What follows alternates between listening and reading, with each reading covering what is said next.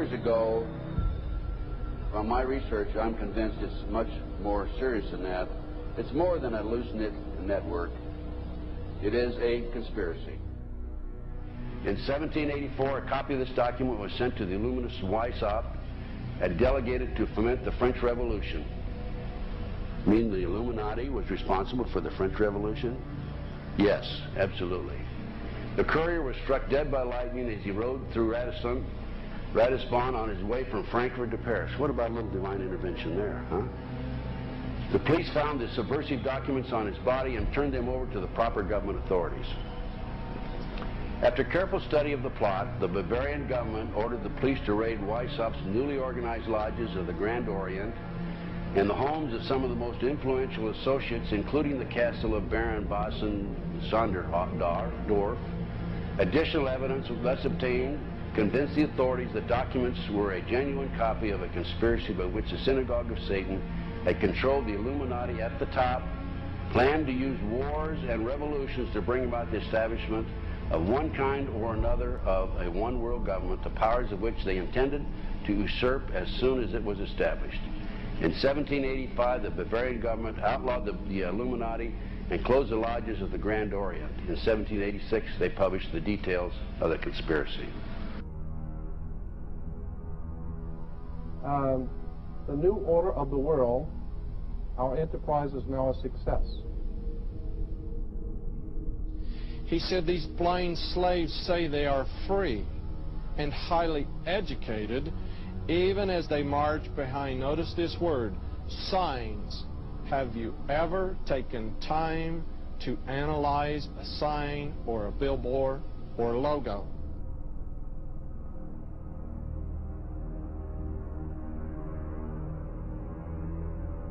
We'll start up here. In 1784, an act of God placed the Bavarian government in possession of evidence which proved the existence of the continuing Luciferian conspiracy. This explains the previous 9 pages, goes into it in detail. We don't have time to do it completely.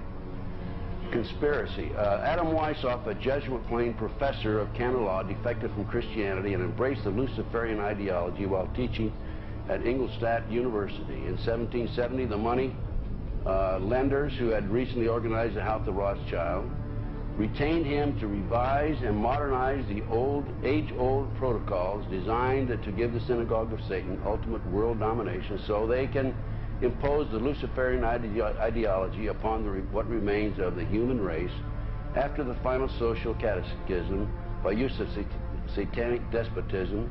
Weishaupt completed his task on May the 1st, 1776. It's a communist holiday, isn't it? May 1, 1776.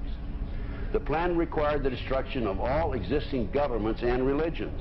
In 1776, Weishaupt organized the Illuminati to put the plot into execution. The word Illuminati is derived from Lucifer and means holders of the light.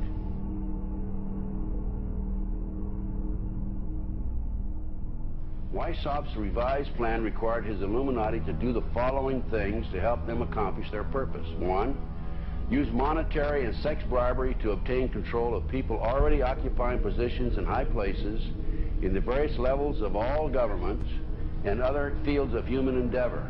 Once an influential person had fallen for the lies, deceits, and temptations of the Illuminati, they were to be held in bondage by application of political and other forms of blackmail and threats of financial ruin, public exposure, and physical harm, and even death to themselves and their loved ones. Number 12, told those present that they must use their wealth to have candidates chosen to public office who would be obedient to their demands and would be used as pawns in the game by the men behind the scenes. The advisors will have been bred, reared, and trained from childhood to rule the affairs of the world. Number 13, control the press. Number 16, infiltrate into the secret Freemasonry to be used for their purposes. That's been documented many times. Number 17, expound the value of systematic deception, use high-sounding slogans and phrases, and advocate lavish promises to the masses, even though they cannot be kept. I will not forget the wound to our country and those who inflicted it. I will not yield. I will not rest I will not relent in waging this struggle for freedom and security for the American people. So I don't know where he is. Nor do, you know, I just don't spend that much time on it. We will not tire, we will not falter, and we will not fail.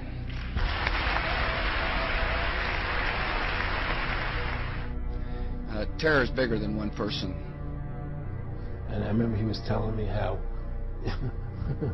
how you're gonna see soldiers looking in caves for people in Afghanistan and Pakistan and all these places, and there's gonna be this war on terror, of which there's no real enemy.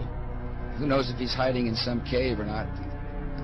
We hadn't heard from him in a long time. Operation Northwoods, the plan called for innocent people to be shot on American streets. This is the Pentagon. For boats carrying refugees fleeing Cuba to be sunk on the high seas.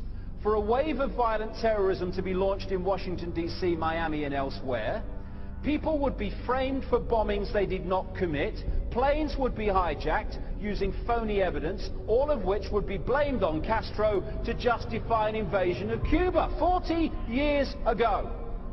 An aircraft at Elgin Air Force Base would be painted and numbered as an exact duplicate for a civil registered aircraft belonging to a CIA proprietary organization in the Miami area. At a designate time, the duplicate would be substituted for the actual civil aircraft and would be loaded with selected passengers, all boarded under carefully prepared aliases. The actual registered aircraft would be converted into a drone, remote controlled plane, their word for it. Takeoff times of the drone aircraft and the actual aircraft would be scheduled to allow a rendezvous south of Florida. I mean, he's been tested unlike any other president. This 9/11.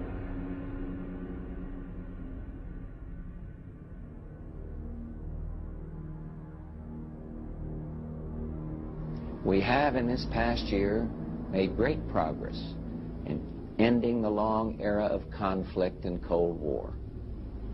We have before us the opportunity to forge for ourselves and for future generations a new world order, a world where the rule of law, not the law of the jungle, governs the conduct of nations. When we are successful, and we will be.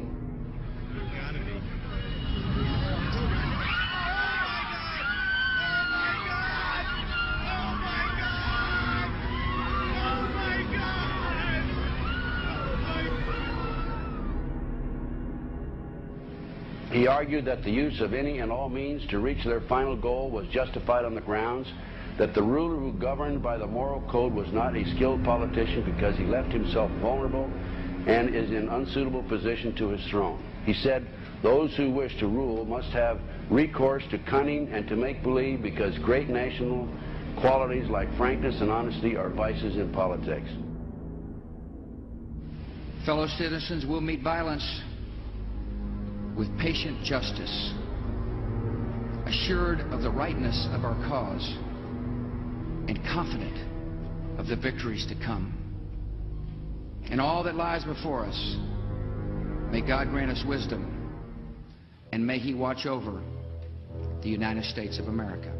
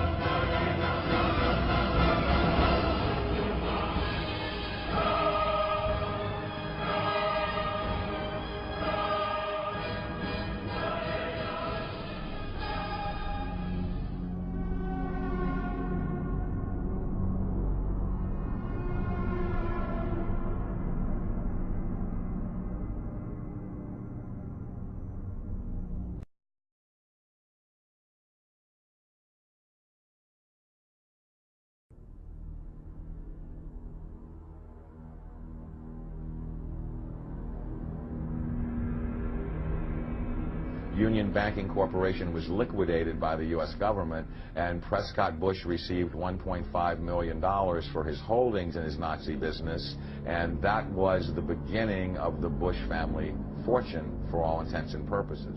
George Bush takes his inspiration from what he learned in Skull and Bones and from the Thule Society that Hitler and Goebbels and Goring cut their teeth in, Bohemian Grove, these evil organizations that perpetrate the ugly things that these criminals are doing to this country for which they must be held accountable. They are the most violent, dirtiest people on the face of the earth. Somewhere Americans are going to have to take their country back and start finding out who are these people. Who are these people we call our representatives, the Bushes.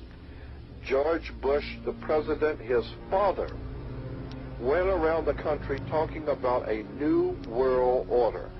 The people who are running this country from behind the scenes do not care a thing about Americans or bloodshed anywhere.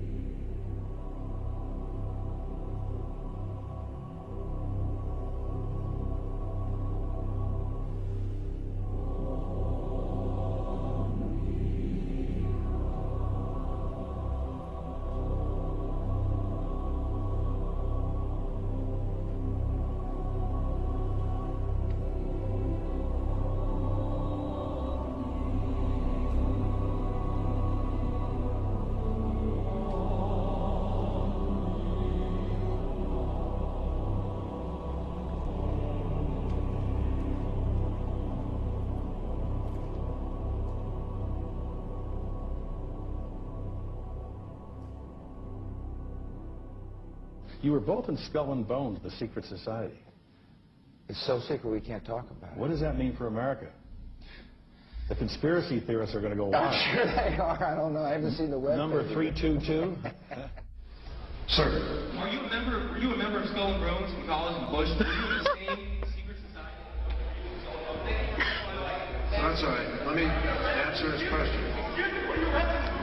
Whoa. Don't chase me. I said go to him.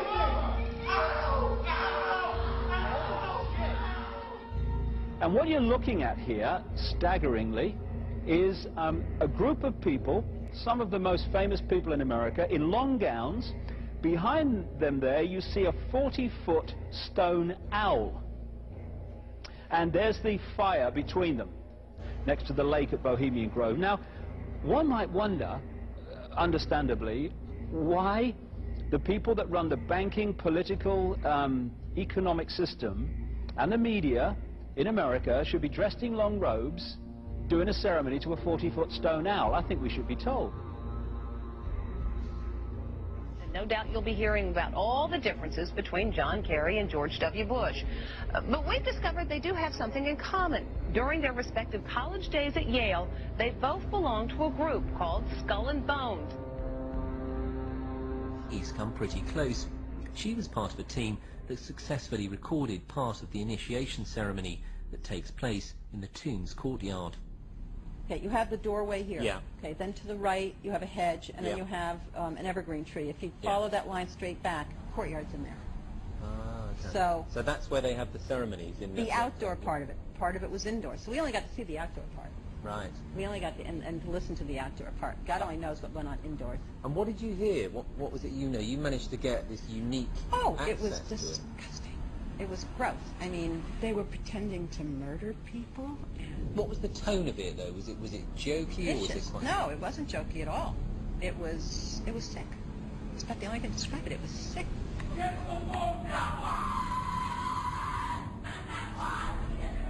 What you're hearing is the first recording ever made of the Skull and Bones initiation ceremony. It has never been broadcast before.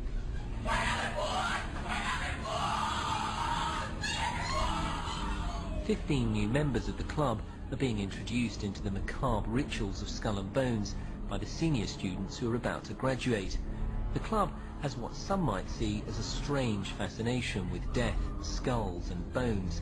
There's the chants too, difficult to hear first of all, but including the devil equals death, and death equals death.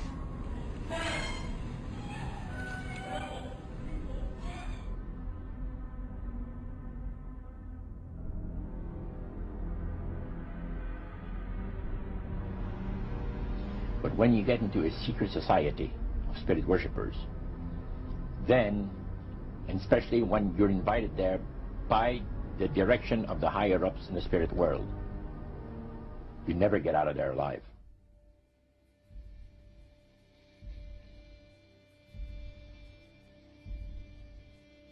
And he told us, he says, look, we worship spirits. We worship Lucifer and all his angels. They're just as beautiful as they did before they were cast out of heaven. He says there was a misunderstanding in the whole thing. He says among the inhabitants of the galaxies. And he says our master was misunderstood. And they always praise the great master, Satan, as a super intelligent being that he is, beautiful to behold. And if he ever appears to you, you won't be able to look upon him because it'll be too bright.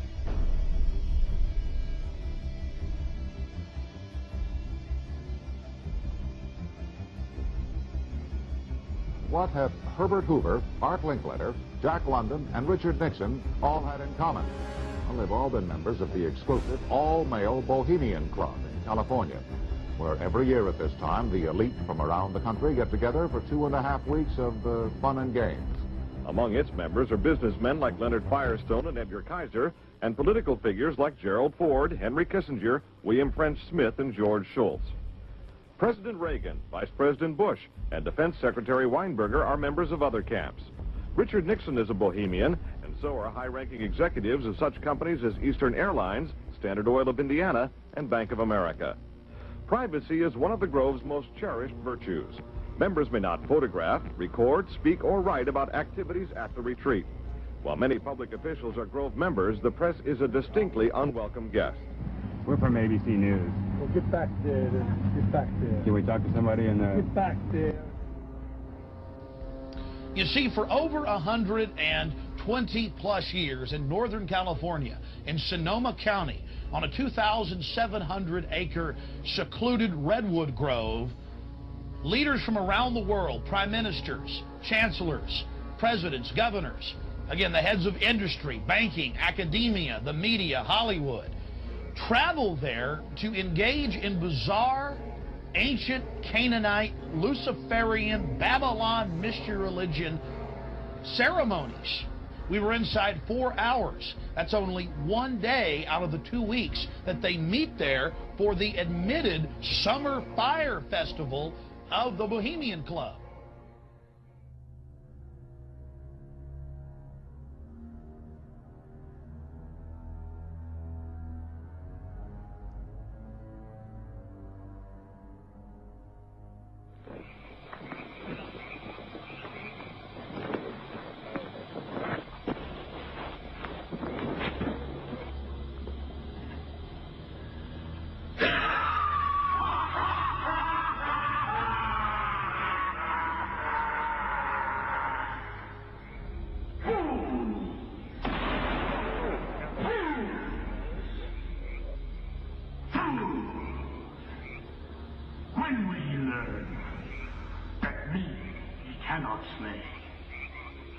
Year after year, he burned me in this grove, lifting your puny shouts of triumph to the stars. But when again, he turned your faces to the marketplace, do ye not find me waiting as of old? Fools! Fools! Fools to dream ye conquer care! Thou mocking spirit, it is not all a dream. We know thou waitest for us, year after year within this happy grove. Our fellowship bans thee for a space. Thy malevolence which would pursue us here has lost its power under these friendly trees. So shall we burn thee once again this night, and flames that eat thine effigy, we shall read the sign, Midsummer sets us free. Ye shall burn me once again!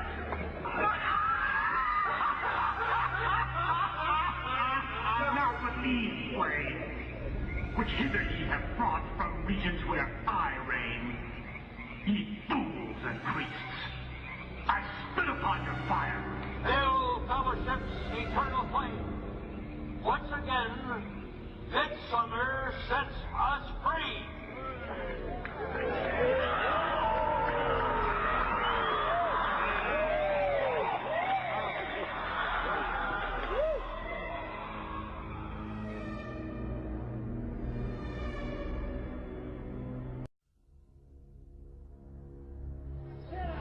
The Bohemian Club,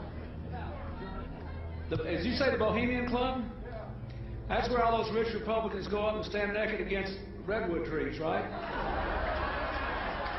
I've never been to the Bohemian Club, but you ought to go. It'd be good for you. Get some fresh air.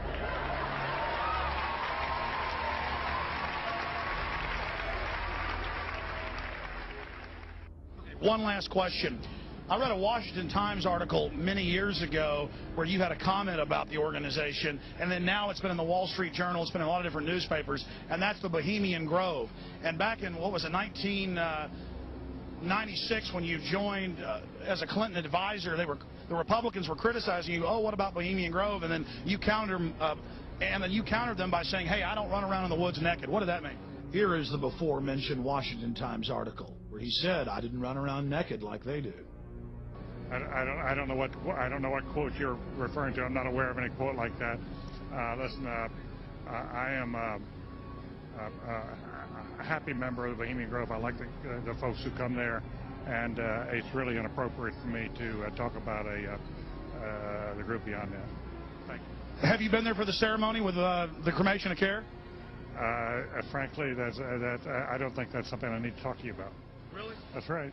Well, I'm Alex Jones, and I snuck in there in 2000. I'm the guy that blew it wide open and got the video. It's been on national TV. Well, I disrespect you for that. You do? I do.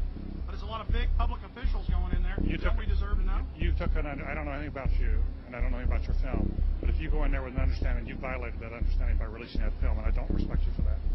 Really? But we have public officials. I'm sorry. You took an understanding when you went in there that you would not do that film. And did you have an understanding when you went in there? No. Did you crash it? Yes. Yeah, and it has no trespassing signs there too, doesn't it? No, they put them up after. Oh, I'm sorry. Just walked in. I'm sorry, sir. I've been there before. I know what the circumstances are, and I'm sorry you violated the understandings. That was not a gentlemanly thing to do. But what about the ritual? Is the ritual genuinely?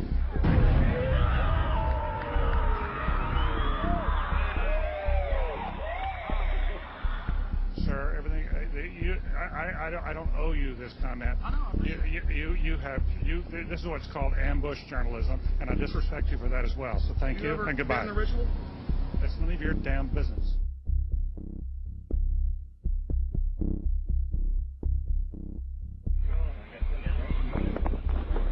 Wow. Prince of all mortal wisdom, owl of Bohemia, we beseech thee, grant us thy counsel.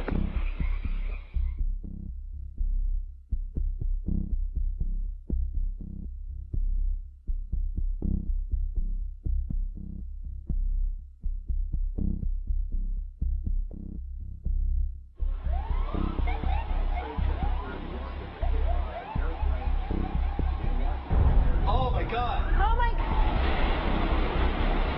Oh my God! Oh my God! Oh my God! I told you!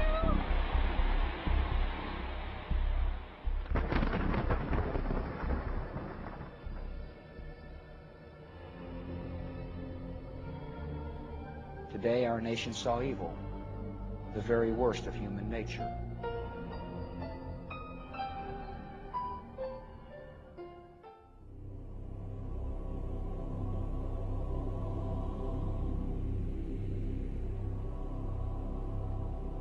They had exactly the same agenda, and that was for bringing in this New World Order. I heard George Bush talking at that time. He was talking to Bill Clinton, and I've since photographically recorded it and wrote it verbatim in our book, that when the American people became disillusioned with Republicans leading them into the New World Order, that Bill Clinton, as a Democrat, was going to be put into the office of president. This was decided in 1984. Actually, I'd heard about it even prior to that. But that, as of 1984, they were already discussing it as an absolute fact. The CIA is carrying out mind control on countless numbers of unwitting American victims. And he even went so far as to say the basic methods that they use in this mind control: hypnosis, drugs, and torture. Three parts policy that they had adopted there. The second one was to find a way of being able to get total control of people's minds. And that would be done by taking hypnotism out of the realm of the occult and introduce it as a new science for the benefit of mankind.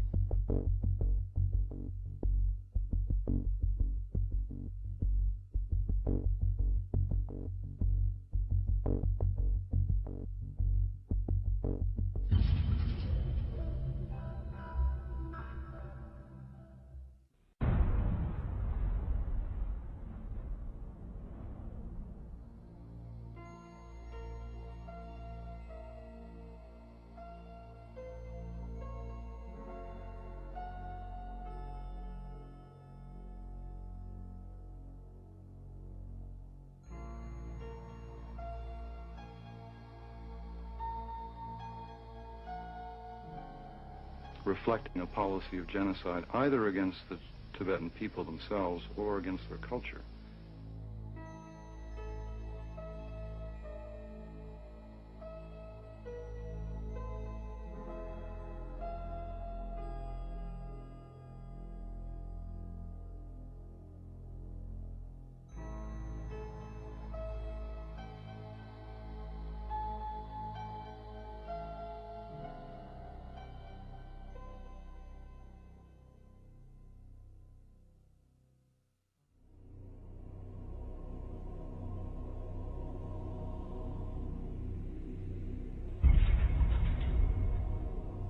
Once I realized I had met an honest, genuine, high-level Freemason who told me there were 13 levels of Freemason above the 33rd degree, and that these people were God. There was no God, they were God. So I asked them about their plans to kill people, and they said, yes, there are too many people on the planet. We need to get rid of several billion, and war doesn't seem to work, so we're going to use disease and starvation.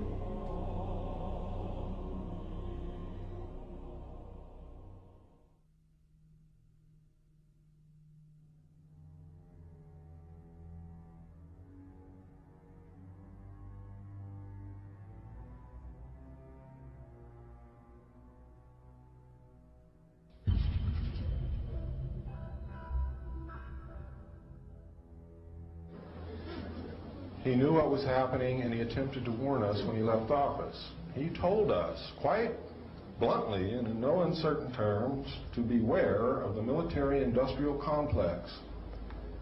And who is the military-industrial complex? It is the members of the Council on Foreign Relations, and since the inception of the Trilateral Commission as well. I'm not, the Council on Foreign Relations, I don't know if I'm an official member. I've spoken there before. It basically is just a forum where a bunch of people talk about foreign policy. Was made up of the Executive Committee of the Council on Foreign Relations. Now, it is extremely significant that you understand that the first 6 members from the government, along with President Eisenhower, were also members and longtime members of the Council on Foreign Relations. They believed in that organization. They believed in its goals, which was one world government.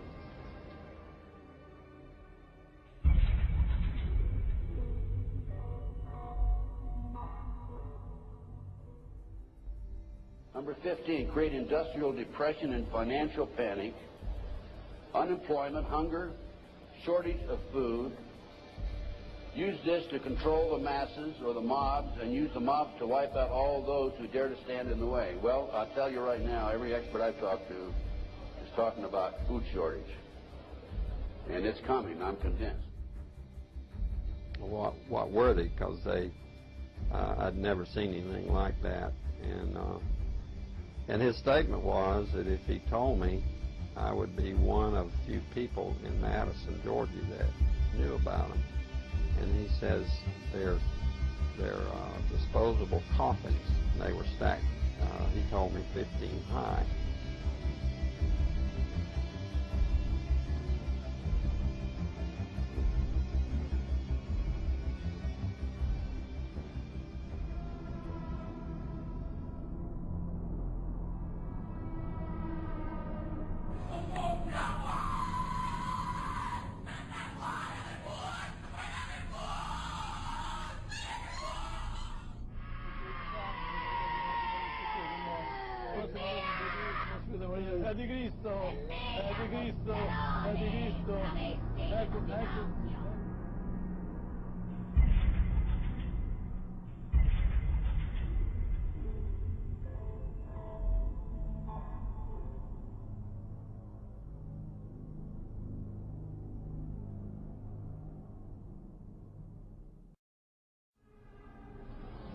One of the driving forces behind this movement, the Illuminati, is the satanic cult movement in this country today. So I began my little journey forward. And one of the matters that I developed information about was an individual I learned about was Aleister Crowley.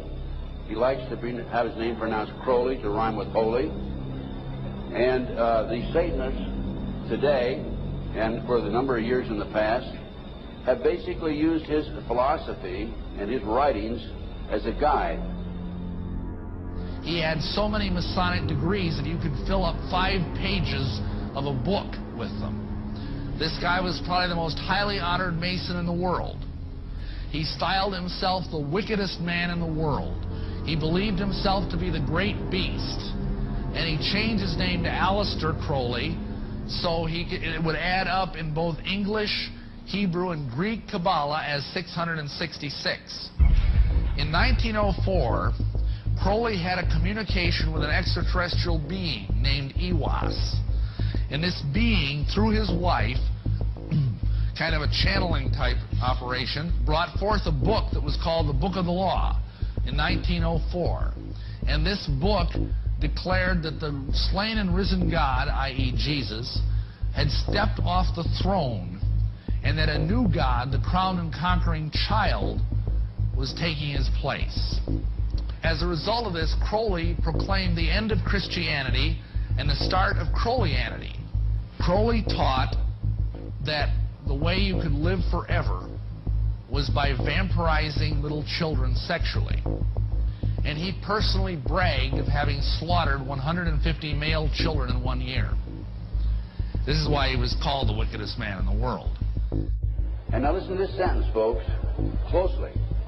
For the highest spiritual working, one must accordingly choose that victim which contains the greatest and purest force. A male child of perfect innocence and high intelligence is the most satisfactory and suitable system. We're talking about human sacrifices.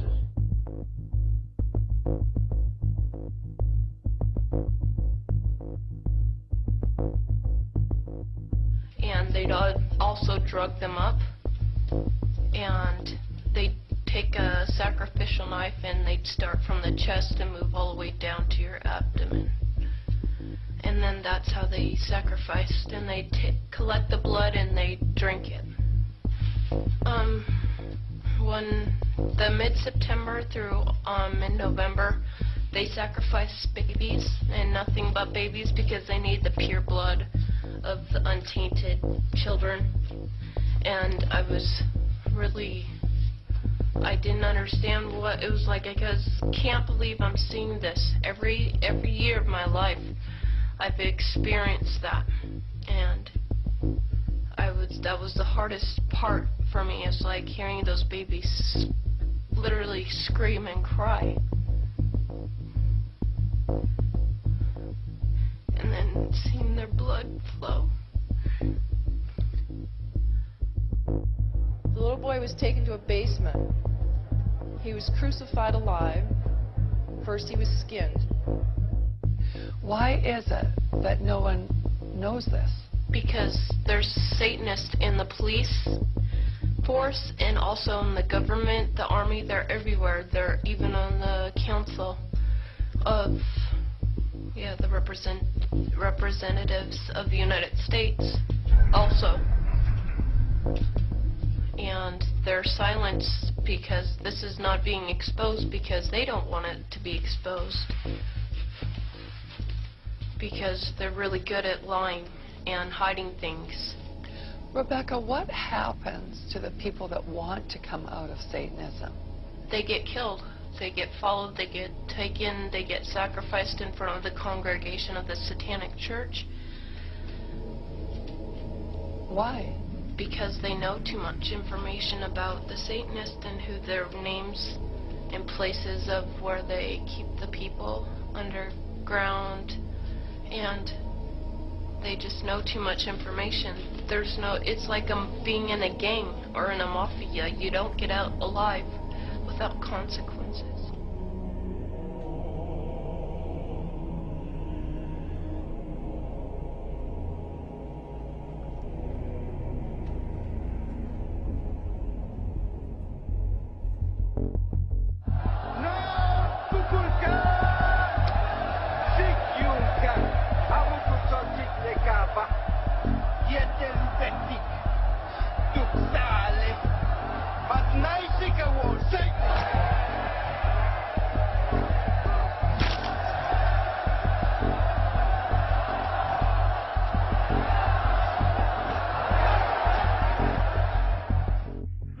Control the world by bankrupting their own businesses.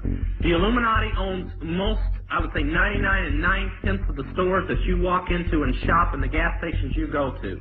And they are going to destroy them on purpose.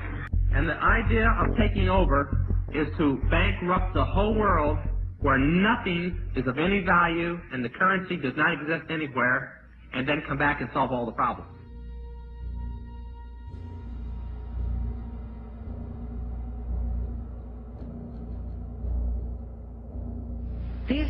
These guys who are manipulating my mind and programming me for mind control purposes claimed, and these criminals in control of our country as well, claimed to be gods, demons, and aliens in order that I feel totally helpless, in order that I felt like they were beyond my realm to affect.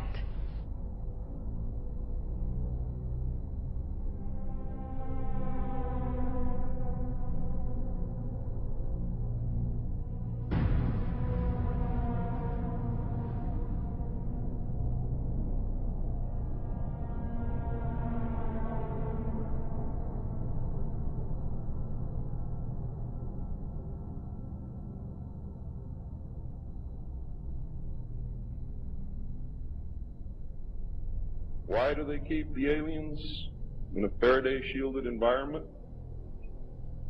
Because they have a tendency to disappear right through walls. And if you can prevent the transmission of electromagnetic energy, you can stop them from doing it. Then, the medium said, we have a very special surprise tonight for you people.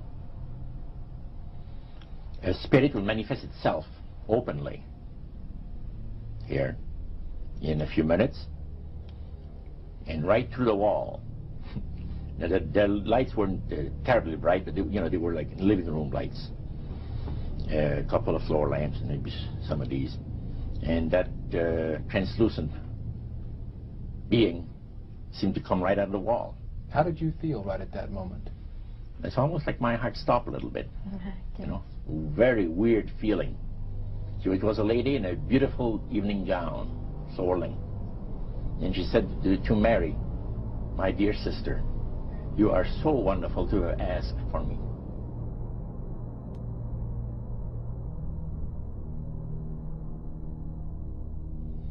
So, he said the supposed spirits of the dead that you're talking with are demon spirits. They're fallen angels. They're beautiful beings. Just said it out, just like that. Oh, yeah. It didn't make you uneasy when he said they were... Well, it shocked you a little bit, something that you first hear mentioned to you. He said, you guys have got a great future ahead of you. Because we've been told, the high priest of our society, secret society, has been told that the master has very special plans for you too. Now, what did he mean by the master? Satan. She said that she was made successful in her singing career by a dear friend of hers that was the same age as she and died when she was 18 years of age. And Loretta was trying to get into the singing world, you know, but she says, I had no success at all. Until one night I was sitting in bed reading a book, and she says, who walks right through the wall but my friend, the spirit of my friend? And she says, Loretta, I'm going to make you a very famous person in singing Western country music, and I will be with you all the time. She said her voice went through me, the power. See, and you saw this in a television documentary? Yeah. This was, I believe, 1976 it took place. Now, the priest explained that when people believe in this business, they are actually opening themselves to be completely deceived by demon spirits, because it gives the demon spirits an opportunity to impersonate the dead. See? And for people to believe their lies. Isaiah 14 and 11 even speaks of vials being built into his body. Vials are pipes. The piper is calling you to join him. The Illuminati doesn't produce rock music to entertain you. They don't produce rock music to make money. They don't need that money. They own everything anyway. They do it to put demonic influence in your life.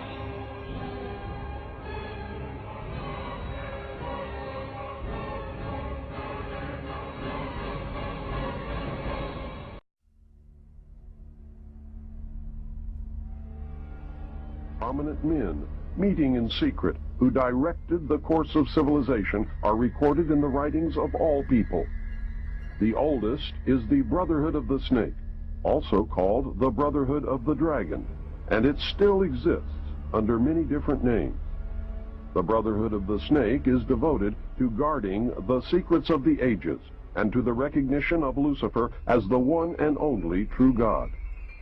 If you do not believe in God, Lucifer, or Satan, you must understand that there are great masses of people who do. And their beliefs and actions based upon those beliefs will affect me. The important fact to remember is that the leaders of both the right and the left are a small, hard core of men who have been and still are Illuminists or members of the Brotherhood. They may have been or may be members of the Christian or Jewish religion, but that is only to further their own ends. They are and always have been Luciferian and internationalist. They give allegiance to no particular nation, although they have used, on occasion, nationalism to further their causes. Their only concern is to gain greater economic and political power. The ultimate objective of the leaders of both groups is identical. They are determined to win for themselves undisputed control of the wealth, natural resources, and manpower of the entire planet. They intend to turn the world into their conception of a Luciferian totalitarian socialist state. In the process, they will eliminate all Christians, Jews, and atheists. You have just learned one, but only one, of the great mysteries. But now it had to change. Lucifer says we have to make sure that people, humans, get to believe that Satan and his angels do not really exist.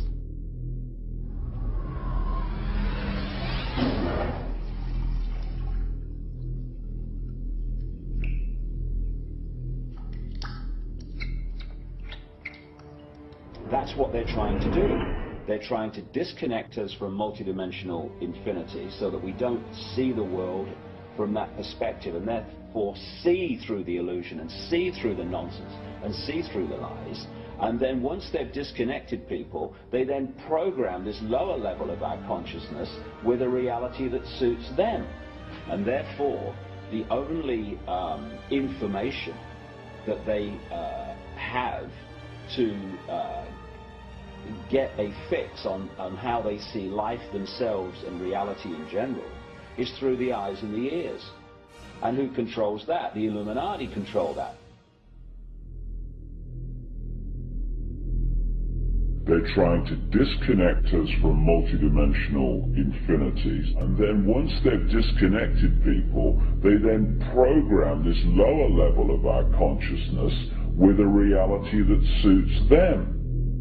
If there's a reality out there pertaining to any alien influence, we need to sort out the government misinformation and disinformation and mind manipulation techniques that they're using. I know for a fact that the plan is to make all of us feel totally helpless, that what's happening is beyond our realm to affect because we've been taken over by aliens, that our Independence Day is dawning. So beware of that.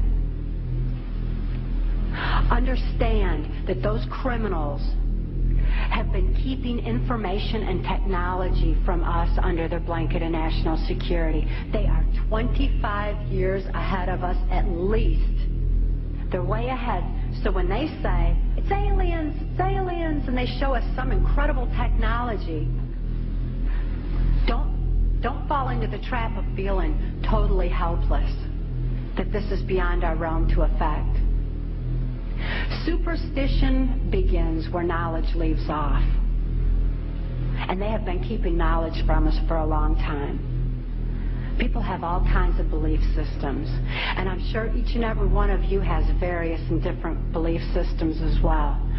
I'm not saying that there's no such thing as aliens. That would be foolish of me to even say anything like that at all. But what I am saying is that it was my experience that these were people claiming to be aliens. Some people in this world are about to destroy the sovereignty of nations, take away our Bill of Rights. The UFO thing is integrally tied into this in some way. I'm not exactly sure how, but if extraterrestrials are real, then they're controlling everything, believe me. If they're not real, they're being used as a threat from without to scare people into coming into this one world global unity of humanity in order to face that external threat. But in the process, we're going to lose. The ordinary man will lose. You need to understand, disinformation is deliberate deceit to hide other things. And so there's so much of that. And some of it is surprisingly well-sponsored disinformation. I'm going to sum up this talk and mention an overview of the alien agenda. The alien agenda is really decimate the planet, to take the remaining human subjects as slaves, and the aliens would use this planet for their own means. My question I'd like to ask is this: if the aliens have a 1,200 IQ, can speak all these languages, and are so powerful, what prevents them from just taking over? Well, it's a good question. We are an alien species to them, and our germs have a tendency to kill them. They're also a dying race, and they're in far worse condition than anybody with the worst case of terminal cancer. They are in need of us to some degree. And some of it is surprisingly well-sponsored disinformation.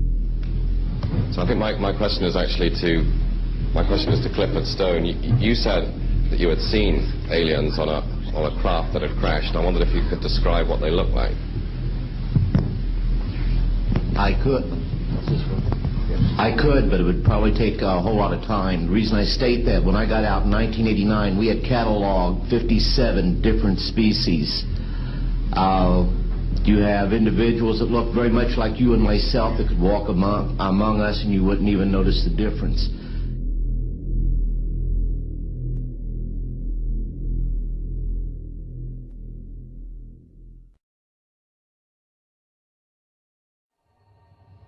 The situation is that you have various types of what we normally call grays. We didn't call them grays in the military, but you had at least 3 types of the grays. You had some that were much taller than we were. The unique thing that I'd like to point out for the most part is that the entities that we did catalog were in fact humanoid. Now this created a situation where the scientific community was trying to figure out why that would be the case, because you would expect that if life evolved on other planets, that they would take on some type of other being, so to speak, not necessarily look humanoid or be bipedal such as we are. But apparently we got quite a few of the species out there that are humanoid in appearance, and that creates a question that yet has to be answered by science.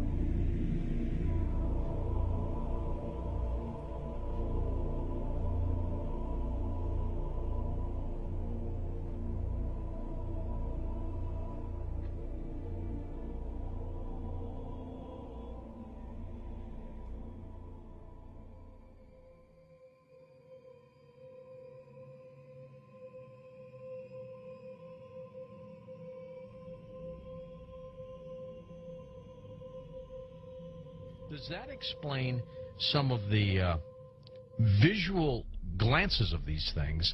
They seem to just simply disappear. They're gone.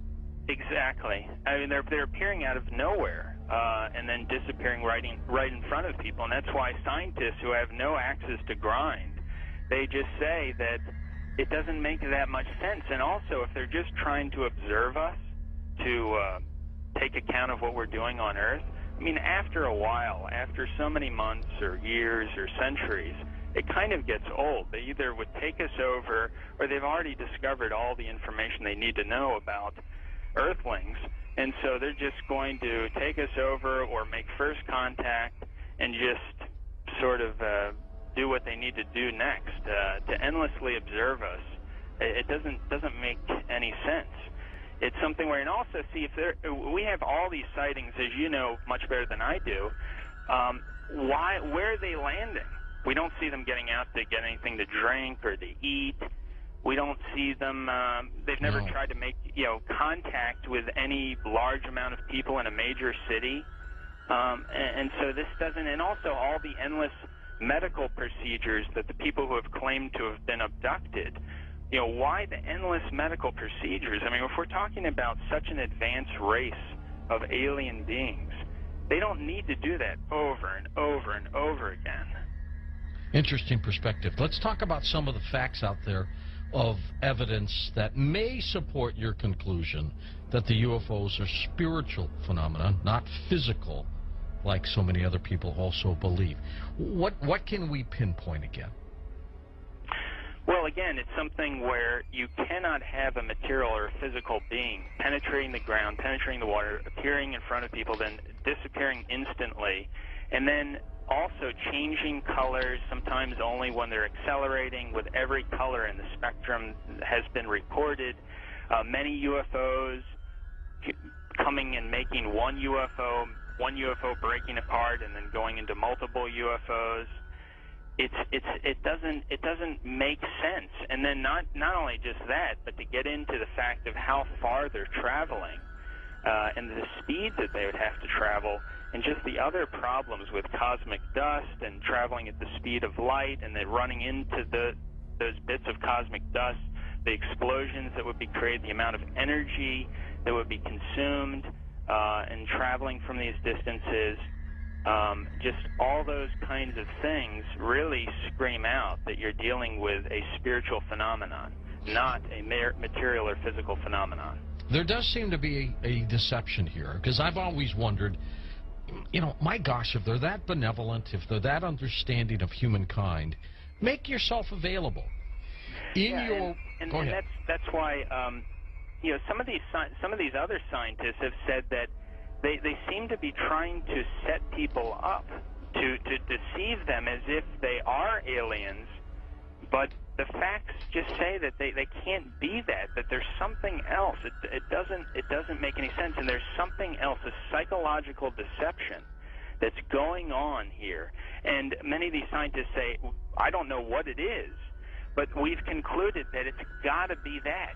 It's got to be something bigger is going on here than just them trying to show people that, yes, you know, here's a UFO that you're seeing now, we are aliens, that there's got to be something else going on here, on top of the fact that the characteristics of them show that they just cannot be some material or physical craft.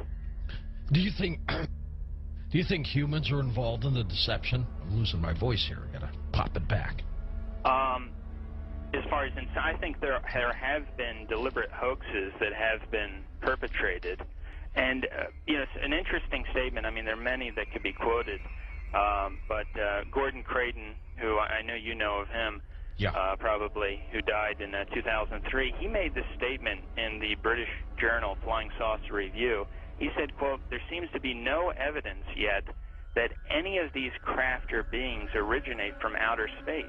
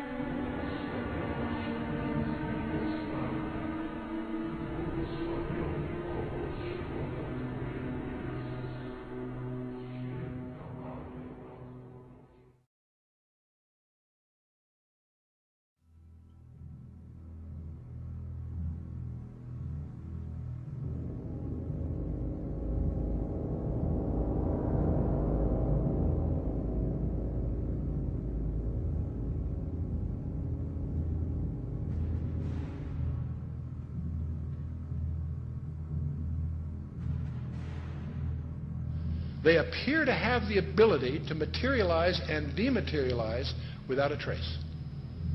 One of the great mysteries of the UFOs isn't seeing them, is trying to figure out where are they when you don't see them. Some people say, well, they're from another galaxy. Most physicists will debunk that for lots of reasons. They seem to pose that way, but for lots of, if they came, you know, if there are that many coming from another galaxy, you think you'd sense the traffic. We'll come to that with some more reasonable explanations, and you're going to discover the two top researchers in the last century, really, is Jacques Vallée, France, and J. Allen Hynek, the American. Now, J. Allen Hynek was head of astronomy at Cornell, and he set out to debunk this nonsense about UFOs, and he became one of the most ardent, competent, balanced researchers in the trade. J. Allen Hynek, he died a few years ago. Both of these respected researchers came to the conclusion that they're not intergalactic for lots of physics. There are a lot of physics rebuttals to that conjecture. They both argued that these things are demonic. Their term. They've written many, many books. You can check them out. These are not religious people. They're not people with any kind of personal agenda. But they came to the conclusion that these things, on the one hand, and by the way, we take for granted that we strip away the nonsense and the hoaxes, set that aside. There's tens of thousands of files you have to wallow through. When you cut through all that, there's still a core group, a substantial core group of real events that need explanation. And so on the one hand, they exhibit physical properties on the one hand. On the other hand, they also violate all physical laws. And so the conclusion from that both J. Allen Hynek and Jacques Vallée and others have come to is that they're hyperdimensional, that somehow they come from another dimension periodically.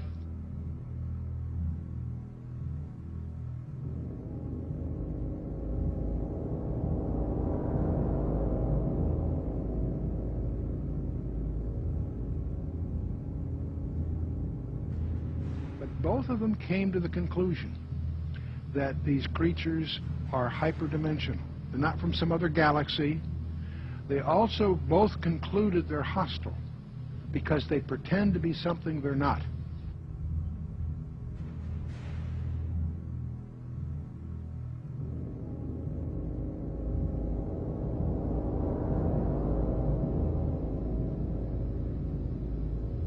Guys getting the image? Franklin, we see a long line, a couple of star-like things, and a lot of things swimming in the foreground. Can you describe what you're seeing? Well, the long line is a tether, and there's a little bit of debris that kind of flies with us, and it's illuminated by the sun at such low angles. So there's a lot of stray light, and it's getting washed out quickly, but Claude is trying to do a quick, good job here adjusting the cameras. It wasn't until a few years ago that I really started to get into researching all this information, looking at, going through thousands of pages of information about UFOs that just confirmed, what I had already believed about this phenomenon. That I believe the evidence clearly points that they are, in fact, demons. And, there are others, Brother Michael, who are now beginning to believe that as well. So you're not out there all by yourself anymore. So these demons would make them then spiritual phenomenon. I would take it, right? Yeah, I think when you look at it, there's certain characteristics that everyone will agree has been seen and demonstrated also by these UFOs, such as they penetrate the ground, they penetrate water, they disappear in front of people, they appear right in front of people.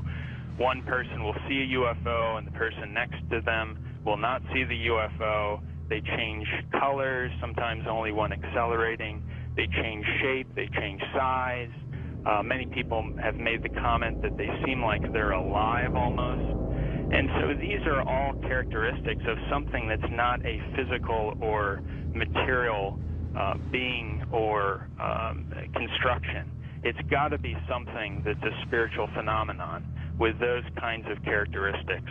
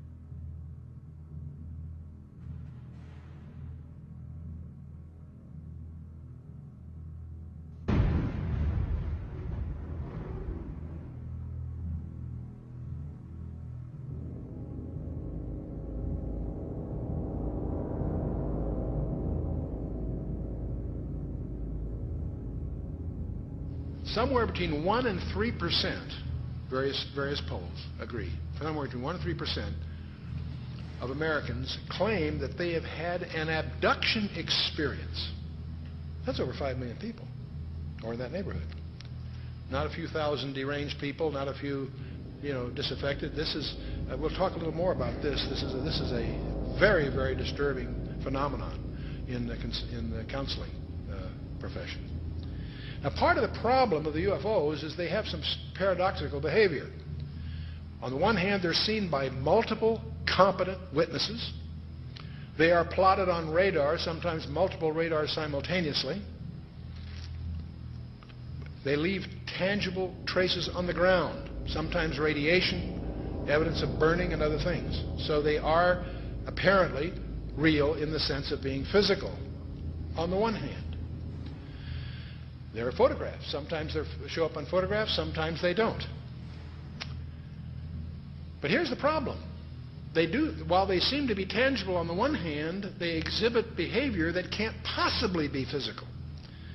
They can go in excess of 6,000 miles per hour without sonic booms. What on earth does that mean? I'd like to know how they do that trick. They've been plotted making right-angle turns at over 16,000 miles an hour. That defies the laws of physics. That's now perhaps the most disturbing thing of all. They appear to have the ability to materialize and dematerialize without a trace. In his book, Secrets of the UFOs, ufologist Don Elkins made the following observation. I have found that some people can achieve the contact phenomenon simply by being hypnotized, and the same general message permeates over 90% of the millions of words received by thousands of people around the world. No one knows what hypnosis is. No one knows what goes on in the mind. It's an altered state of consciousness like yogis and witch doctors have been practicing. It loosens the normal connection between your spirit and your brain, and of course if the hypnotist can control you, make all kinds of suggestions, make you think things are happening that are not happening, make you think you have powers that you don't, experiences that you haven't, even implant memories. Other beings, if there are other minds out there, they could also do the same thing.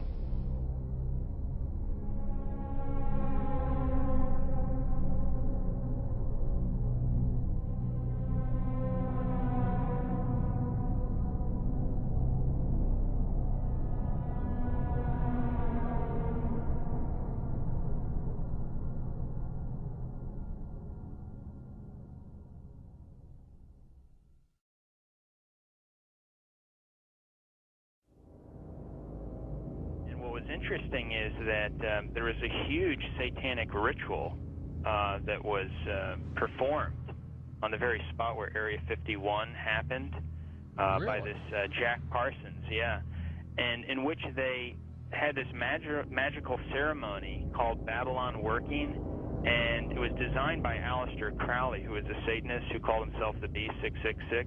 Yes. And the purpose of this series of magical ceremonies, which was performed on the spot of Area 51, where it's now located, was to unseal an interdimensional gateway, they said. And so this, they hoped, would allow other entities known as the, quote, old ones, access to our space-time continuum. And this witness said that he saw Jack Parsons rip a hole in space-time there, and he said that something evil flew in. And one other interesting point is that Aleister Crowley, who was a Satanist, who called himself the B666, as I just mentioned, he claimed to have contact with some kind of alien named Lamb.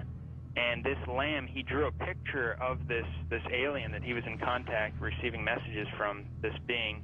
And the picture that he drew of this alien, it's a striking resemblance to the common gray ET drawing.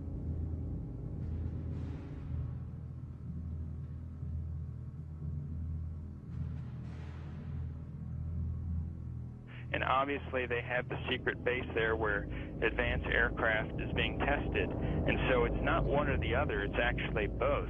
And what's interesting is this fellow Jack Parsons, who was the main person involved in this satanic ritual, he was involved in creating some of the most advanced technological stuff that we have right now in rocket propulsion systems. He was even involved with a lot of stuff that NASA does. They even named a crater on the moon. It's called the Parsons Crater. It was named after Jack Parsons. Right. So you see all the connections here.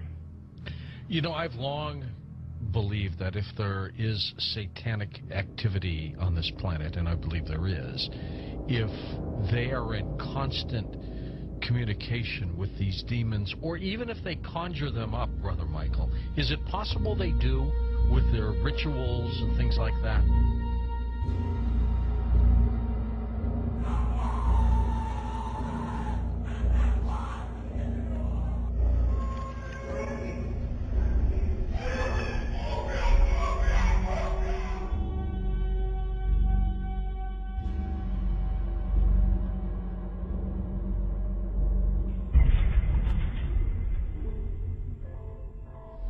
The chief advisor to Queen Elizabeth I, Sir John Dee, he was a Kabbalistic black magician. He had gone to the continent and learned from the top Jewish Kabbalists black magic, and he was the chief advisor in the British Empire. And he created Enochian magic and the Enochian language, which the Illuminati, which are hiding behind the Jehovah's Witness headquarters, they use Enochian rituals. Sir John Dee conjured up demons or angels, okay, with his black magic. The beings that he conjured up, there were pictures drawn of them, and they look identical to what we call gray aliens. Okay, I tell you something. And then I visit with debriefing people that came out of high levels of the Illuminati, and these different types of aliens are participating in Illuminati rituals.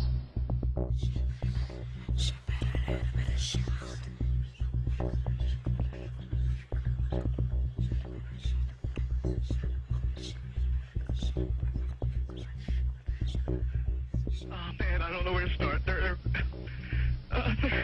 They're gonna they'll triangulate on this position really soon. You can't spend a lot of time on the phone, so give us something quick. Okay, okay, what we're thinking of as aliens are they're extra dimensional beings that an earlier precursor of the space program made contact with. They are not what they claim to be. They have infiltrated a lot of aspects of the military establishment, particularly the Area 51. The disasters that are coming, the military, I'm sorry, the government knows about them, and there's a lot of safe areas in this world that they could begin moving the population to now aren't. But they're not doing anything. They are not. They want the major population centers wiped out so that the few that are left will be more easily controllable. Discharge.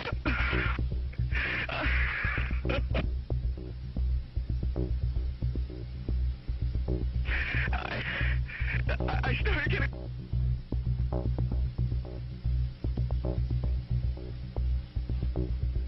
In some way, something knocked us off the air, and we're on a backup system now. Is it government or... I don't know. It has to be something, though. Well, did you hear... Now, you tell me because you were listening. That was awful strange. There was a really weird guy on the air when it went off? Yeah. Hello? You didn't disconnect me before, did you? Were you on earlier tonight?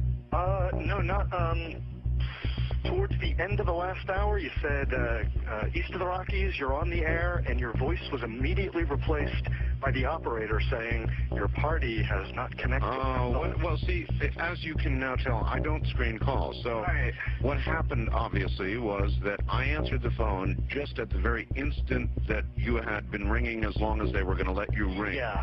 And so that occurs, obviously. Sometimes I go to a line and it's dead and nobody's there, and that's what's happened. You know, we just were on the cusp there. Anyway, I'm glad you made it back through. Yeah, you got all my paranoia buttons running. I always get very nervous when I call you.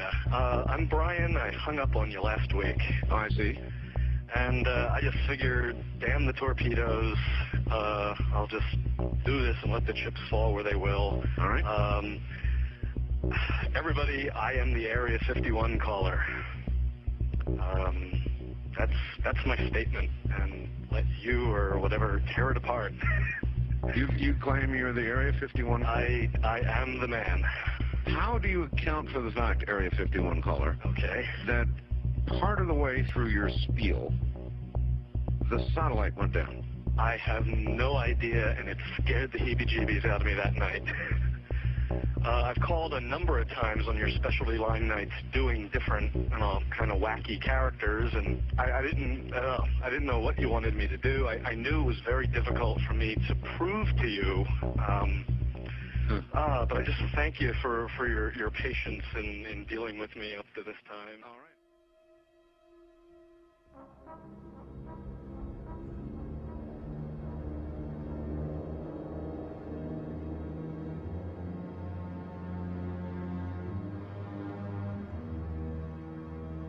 Perhaps we need some outside universal threat. I occasionally think how quickly our differences worldwide would vanish if we were facing an alien threat from outside this world. And yet, I ask you, is not an alien force already among us? What could be more alien to the universal aspirations of our peoples than war?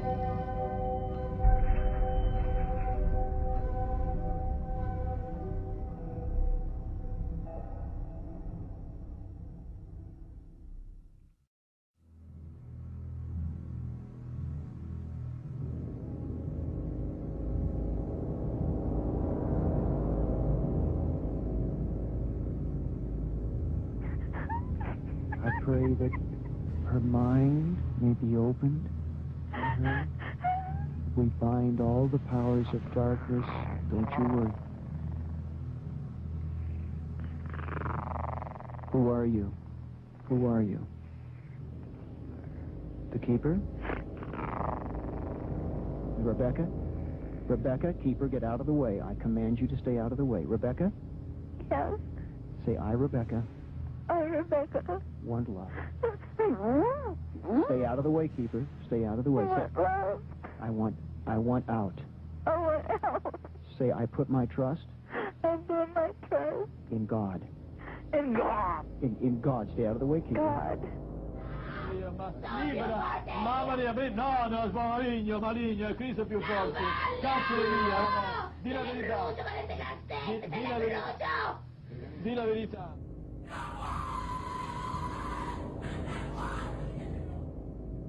So what they're doing, in effect, is using the secret society network they've set up to manipulate these bodies into power, but in doing so, they're putting themselves into power because they're controlling the mental and emotional processes of these vehicles.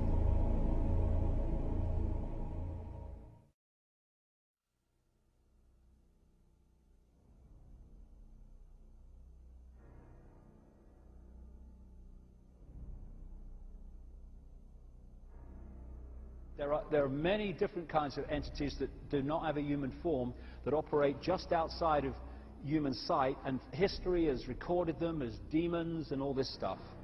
But the reptilian part of it seems to be very significant to the controlling systems on the planet today.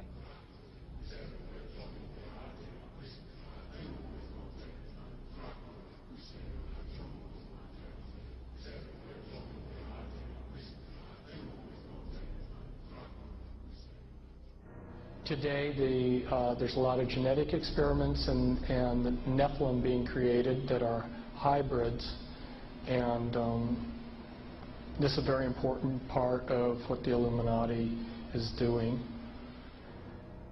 And they have been intermarrying with what the public calls aliens.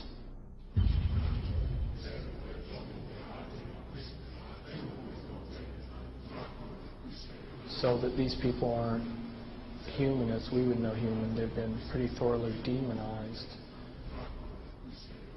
The bottom line is I have concluded that there are no good aliens.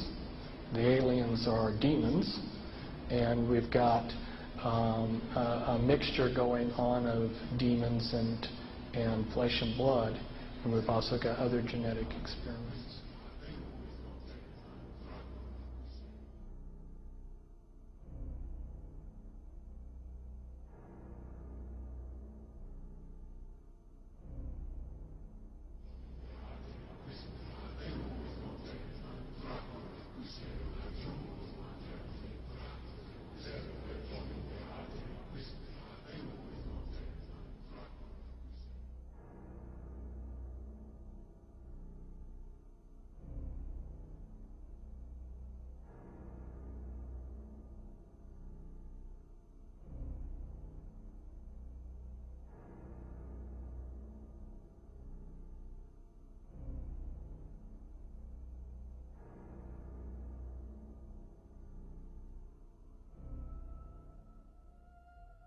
They have a vibrational sympathy with that which interbred with them.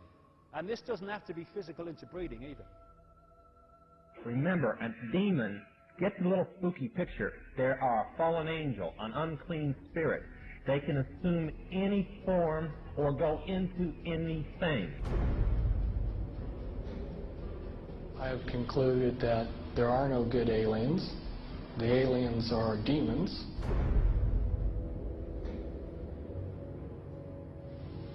We can establish through this testimony that these objects of extraterrestrial origin have been tracked on radar going thousands of miles per hour, stopping and making right-hand turns. That they use anti-gravity propulsion systems, which we have already figured out how they work.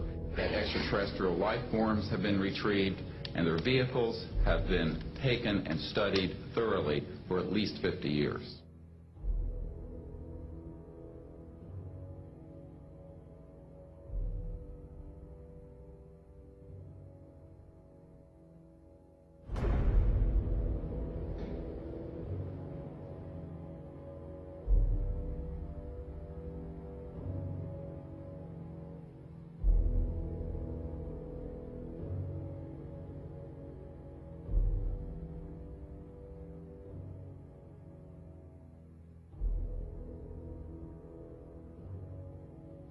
It's human nature to want to believe in some race of benevolent space brothers that will come and save us from ourselves.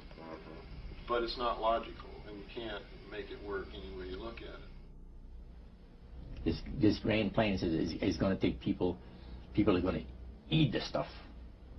Because it says spirits, demon spirits, will declare themselves to be inhabitants of far distant planets in the galaxies that are coming to warn the inhabitants of planet Earth of the impending destruction of the planet unless something seriously proper is done to avoid it.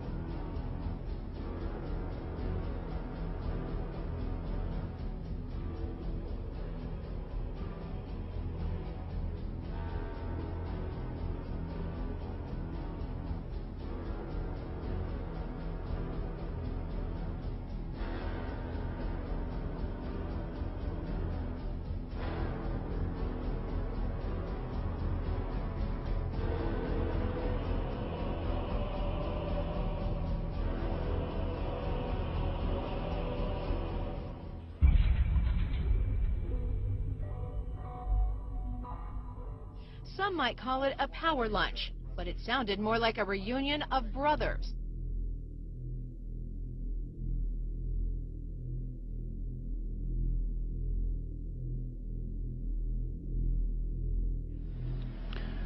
The Illuminati were to obtain control of the press and all other agencies which distribute information to the public.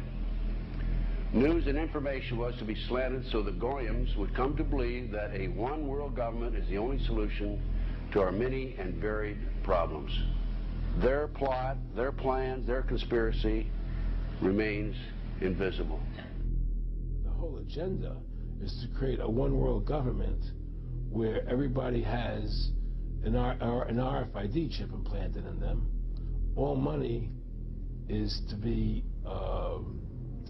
in those chips, right? There'll be no more cash. And this is getting me straight from Rockefeller himself. This is what they want to accomplish.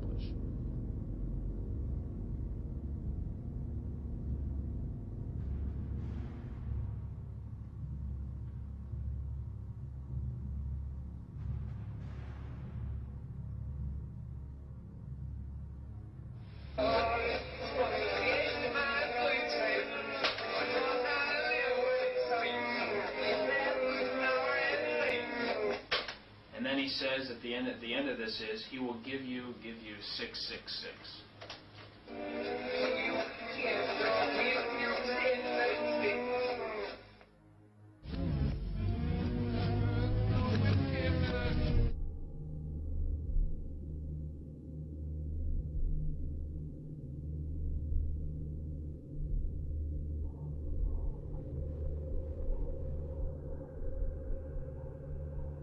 Behind them is a cult of evil, which seeks to harm the innocent and thrives on human suffering. Evil has found a willing servant.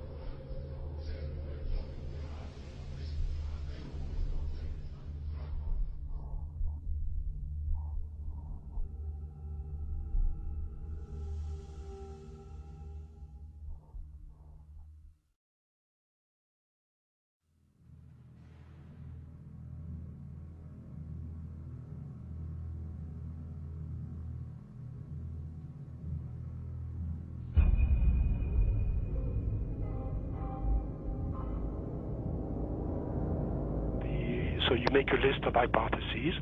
This is obviously not, not a natural phenomenon, and the extraterrestrial explanation seemed to be the best one. Why shouldn't we know that there's got to be life throughout the universe? So why shouldn't it be able to come here, especially since there must be civilizations there that are, thousands, if not millions of years ahead of us? But then, as you get more and more data, you realize that's not what the witnesses are describing. What the witnesses are describing is something that, in many cases, comes out of nowhere, disappears into nowhere. There are cases of objects becoming transparent on the spot, physical objects, material objects. And I have no question that people have said, well, Vallée doesn't believe this is physical. Well, of course it is physical. It's material at some times, but it can also change shape. It can also merge with other objects, and it can also disappear on the spot. Well, if it does that, then it could be from anywhere, anytime.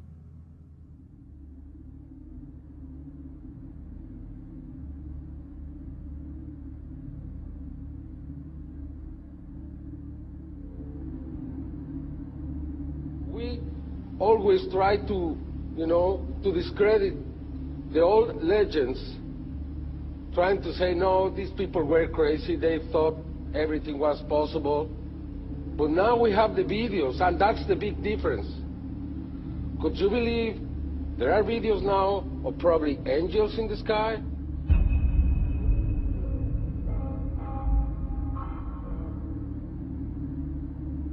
And then I started looking at some of the things that didn't fit.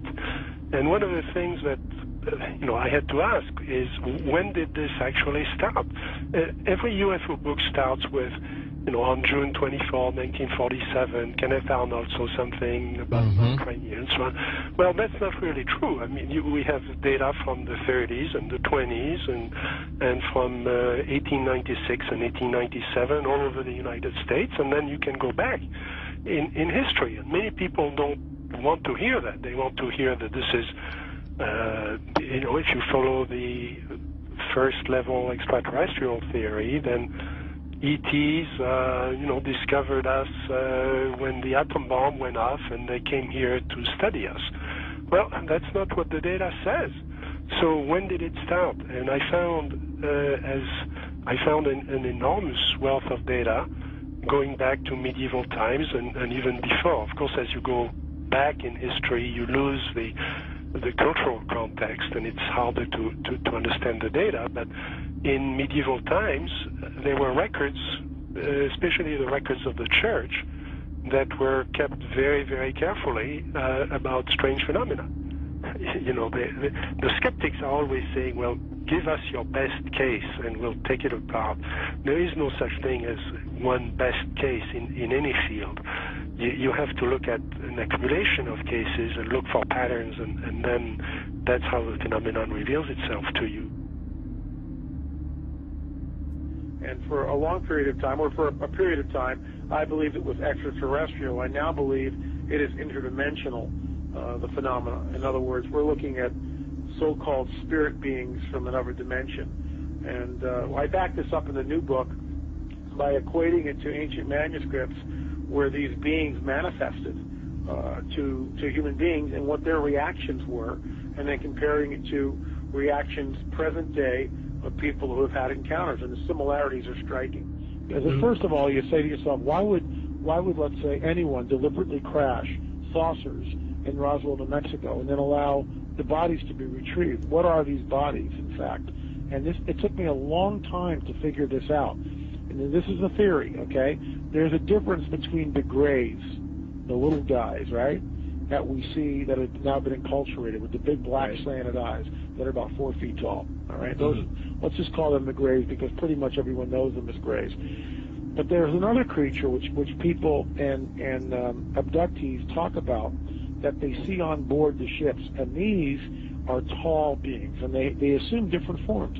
Sometimes they can appear as reptilian, other times they can appear as insectoid, other times they can appear as Nordic. In other words, in my opinion, they're shapeshifters. Now, why would I say that? What backs it up?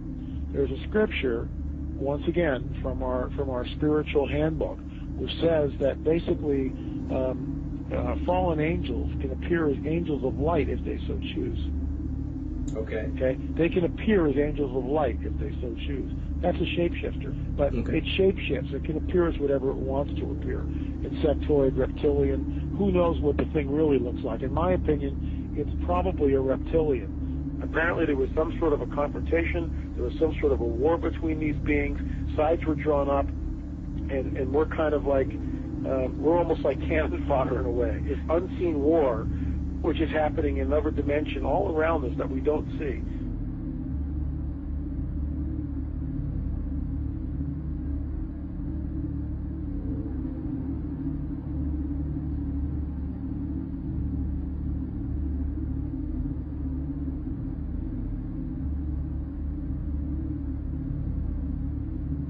So my point is this: what if the grays are nothing more than some sort of a biological suit that enables the demons, let's say, to interface in this dimension? That's what I think the grays are.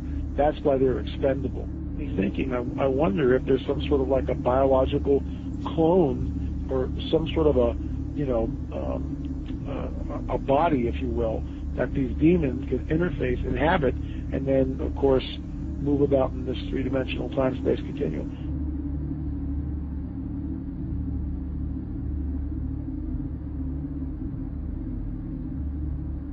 go back and you read the Book of Enoch, which, by the way, is found in the Dead Sea Scrolls, it amplifies the mischief that these fallen angels got into in and around the time of Genesis 6, which is why it was a global flood, because the Nephilim were on the earth, and these guys were all over the earth. And some of these skeletons that have been unearthed, specifically in Turkey, were over 30 feet tall.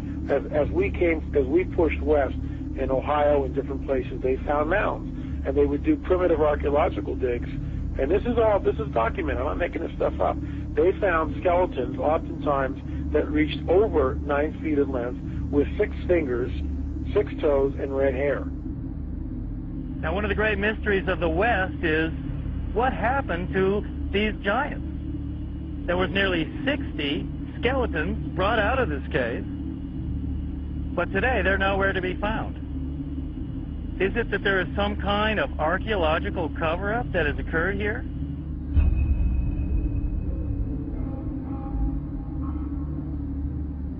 The main point is that that term is used of angels, fallen angels. And the offspring of those fallen angels with human women has produced a hybrid called a Nephilim. In the Hebrew, the term means the fallen ones. Also, the term is gigantes, which doesn't mean giants, it means earthborn. There was a gene pool problem on the planet Earth. Is that where the Bible then says that Noah was perfect? He wasn't perfect as his generations. Man. Verse 9. He was perfect in his generations. The word perfect is tamim, meaning physical defects. You know, when you see something like that, it's overwhelming. It will change your worldview. And is that the coming great deception that ancient manuscripts warn us of? Here's a prophecy from 2,000 years ago, that what is coming on the earth will be so bizarre that even the elect would be deceived if that were possible. An object videotaped by many and seen by thousands over several nights in the Arizona sky in 1997. Major sighting here.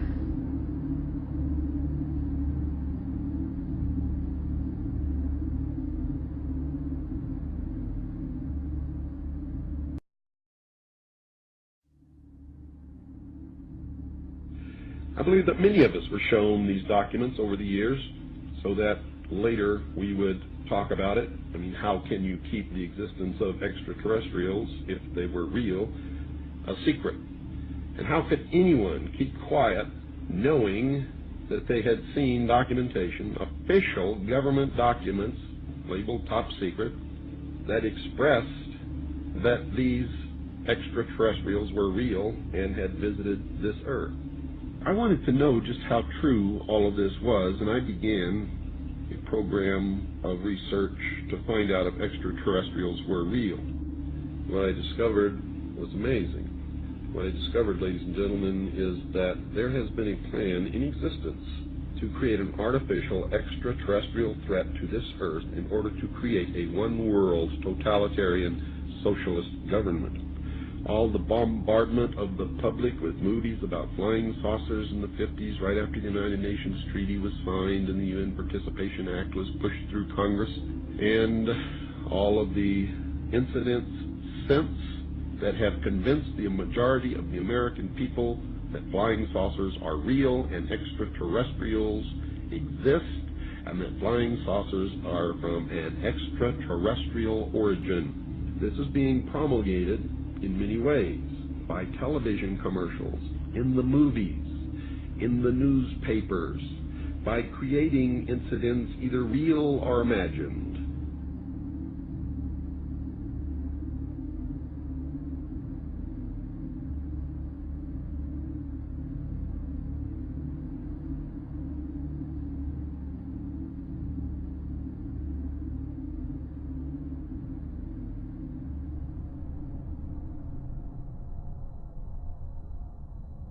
I mean, how can a nuts and bolts spacecraft, you know, two objects that are supposed to be made of metallic steel, fly into each other at thousands of kilometers an hour, become one object and then fly off in another direction?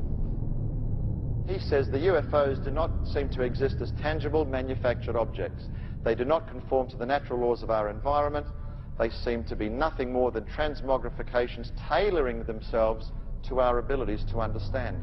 The thousands of contacts with the entities indicate that they are liars and put-on artists. The UFO manifestations seem to be, by and large, merely minor variations of the old-age demonological phenomenon.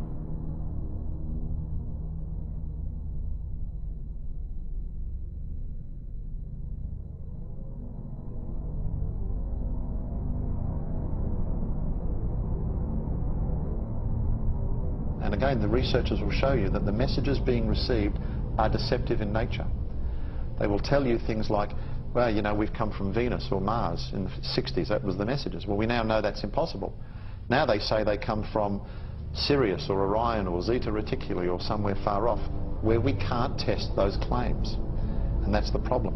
And some of the stories they've told us, like that, we know to be demonstrably not true. And if someone comes to you, Chris, and tells you a story and does all these things and says, I'm here to help you, but then does brutal things to you and then lies to you, then I don't think trust is a good place to start.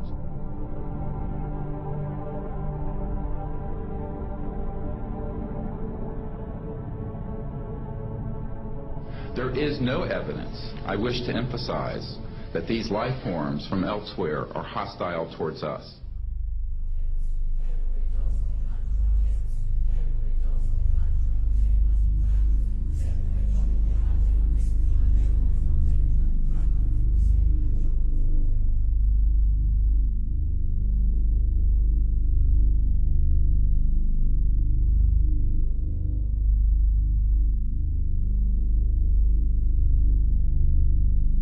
Better way to implement a plan to bring about a one-world government than to create the possibility in the minds of the people of the world that we are being threatened from some other species, from some other planet, and do it in a way that if anybody questions it or challenged it or wants to talk about it publicly, that they are ridiculed.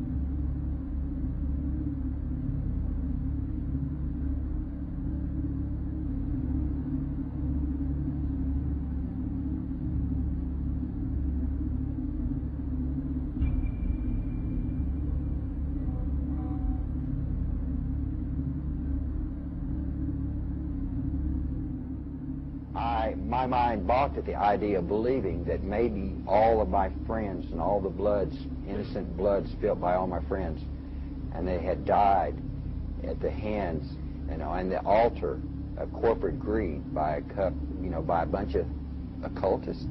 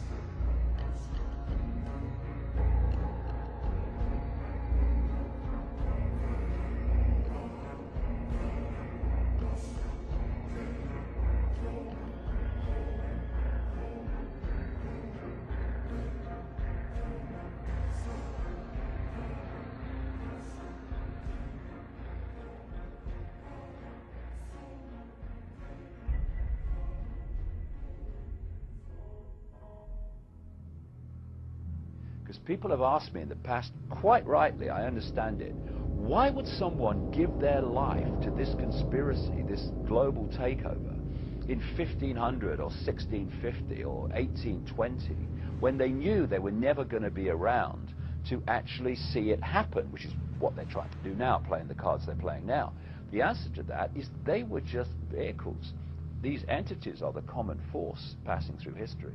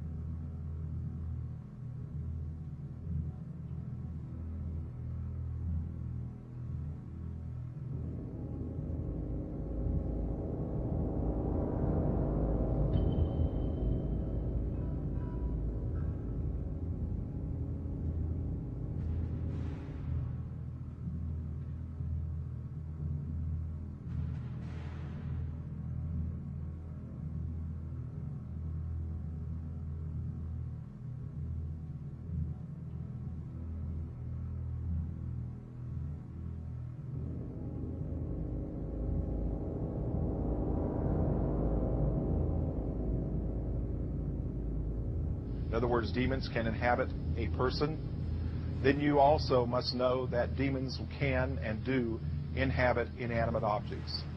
I've seen it happen over and over again.3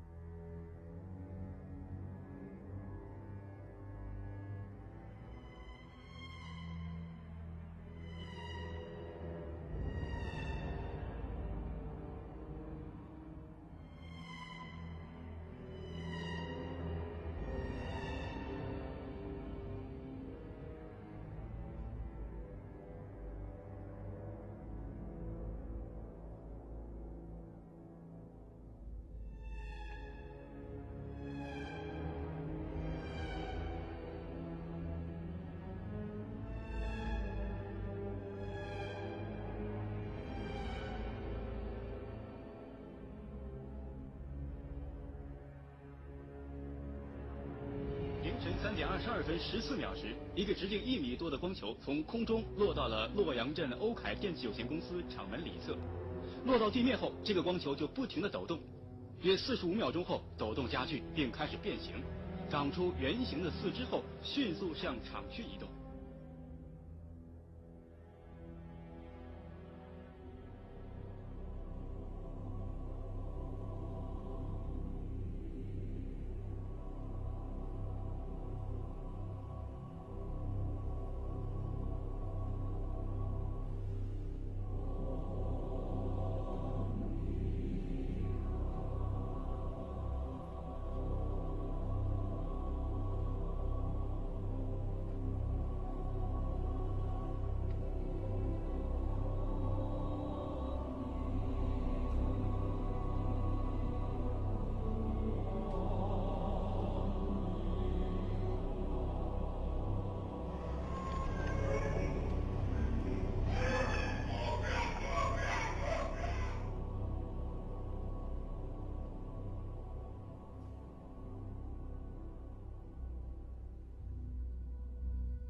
And said you're going to see guys going into caves looking for looking for people that they're never going to find. You know, he was laughing about the fact that you have this war on terror. There's no real enemy. He's talking about how by having this war on terror, you can never win it because so it's an eternal war, and so you can always keep taking people's liberties away. And I said, how are you going to convince people that this war is real? He said, but the media can convince everybody it's real. I mean, you know, it's just that you keep talking about things, you keep saying it over and over and over again, and eventually people believe it. our war on terror begins with Al-Qaeda, but it does not end there. Multiple intelligence estimates have warned that Al-Qaeda is actively planning attacks on the United States homeland from its safe haven in Pakistan.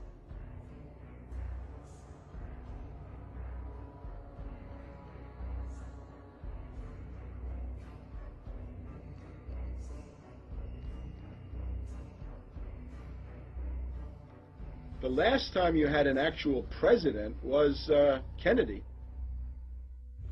Ladies and gentlemen, the very word secrecy is repugnant in a free and open society. And we are, as a people, inherently and historically opposed to secret societies, to secret oaths, and to secret proceedings.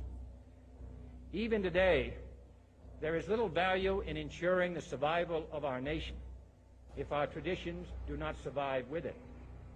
And there is very grave danger, for we are opposed around the world by a monolithic and ruthless conspiracy that relies primarily on covert means for expanding its sphere of influence, on infiltration instead of invasion, on subversion instead of elections, on intimidation instead of free choice, on guerrillas by night instead of armies by day. It is a system which has conscripted vast human and material resources into the building of a tightly knit, highly efficient machine that combines military, diplomatic, intelligence, economic, scientific, and political operations. Its preparations are concealed, not published. Its mistakes are buried, not headlined. Its dissenters are silenced, not praised. No expenditure is questioned, no rumor is printed, no secret is revealed.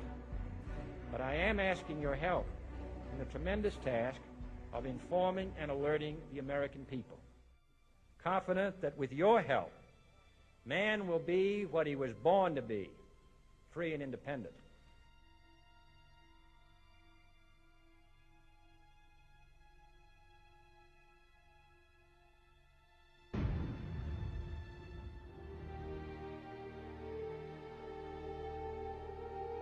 For I have complete confidence